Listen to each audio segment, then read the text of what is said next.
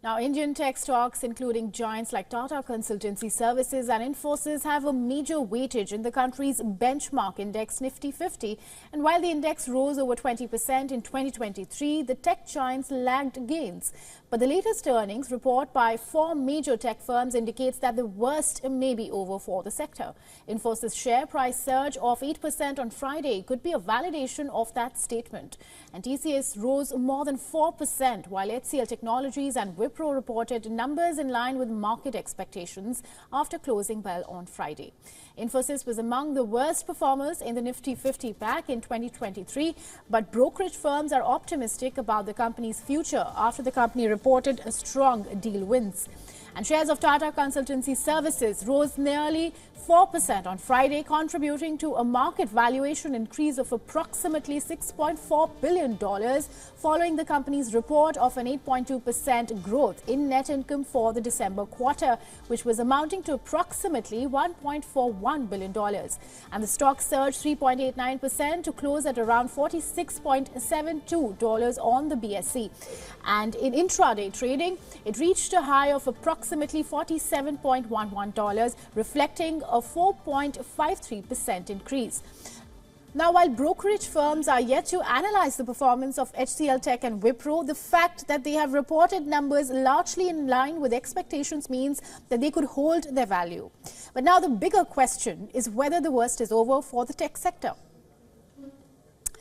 And to discuss more about this, we are now being joined by Mithali Nikor, and she's the founder of Nikor Associates. She joins us live from Delhi. Welcome to the broadcast, Mithali.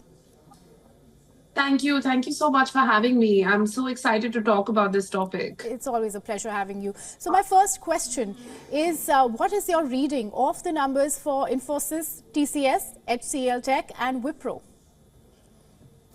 So, I think the first thing I'd like to begin with is we don't acknowledge enough how transformational the Indian IT industry has really been for our economy. To be very honest with you, I describe myself as an Indian IT baby because my father has been a leader of the Indian IT sector for his entire career, his entire life, starting from a very humble background to, reaching where he did. And the fact is that the Indian IT industry has been providing employment and growth, and FDI inflows are amongst the highest in the industry. And the leaders are, of course, the big 4 IT firms, as we say. Now, if we look at the current, economic sort of numbers that are coming out of the firms and out of the entire industry in general, I would say that currently the market valuation of the Indian IT industry stands between 220 to 230 billion, and the big 4 firms, of course, account for about 80 to 85% of this market.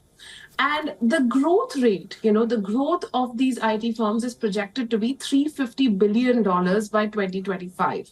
So, when we look at the current numbers that are coming out of the firms and the deals that have just been struck, we look at the deals and we find that many of them are in the range of 500 million to almost 1.2, 1.3 billion dollars for multiple years. But these deals are what we call mega deals. So the current buoyancy in the market and optimism in the market comes from these mega deals, which have been struck in the post-COVID period. And that's what is bringing some of the growth back.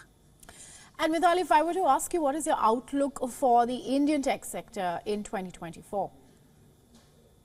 So, very honestly, I think the Indian tech sector has a lot going for it. As I just described, it's really a story of transformation. It's a story of a sector that's taken India forward on the global stage.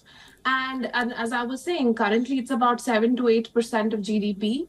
NASSCOM projections suggest it will go to about 10% of GDP. I also agree with the NASSCOM projections. In fact, I feel like it could even exceed it. There is a potential to exceed it.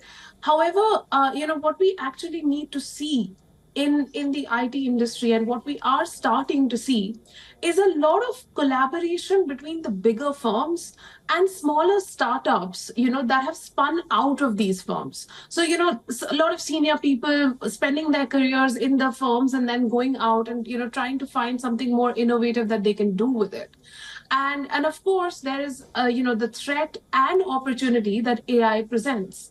Of course, the opportunity is that by leveraging AI effectively, the industry could cut costs, which is, one of the major issues that it's facing at the moment. That the kind of competitive advantage that costs offered historically is no longer, available to the industry because costs are rising, and AI presents that opportunity.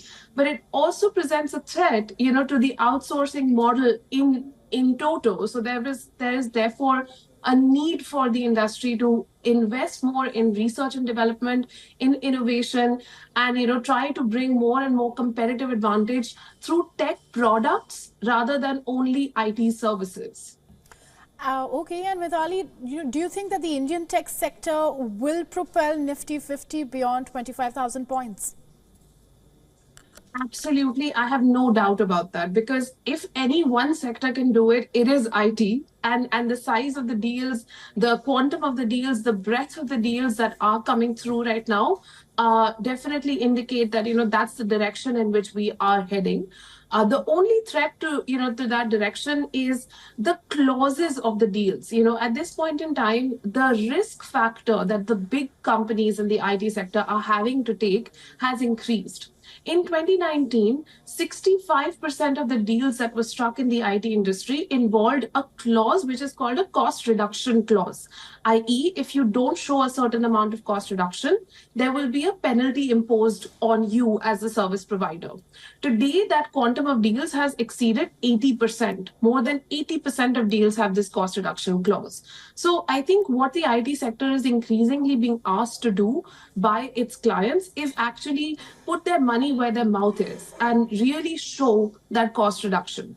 So I think if the industry can show this cost reduction, it can have more and more skill training for its personnel, leverage AI, then there is no stopping the industry, and of course develop more knowledge products. Well, something to look forward to. And on that note, Mithali, thanks for joining in and sharing your insights. It was good to have you. Thank you.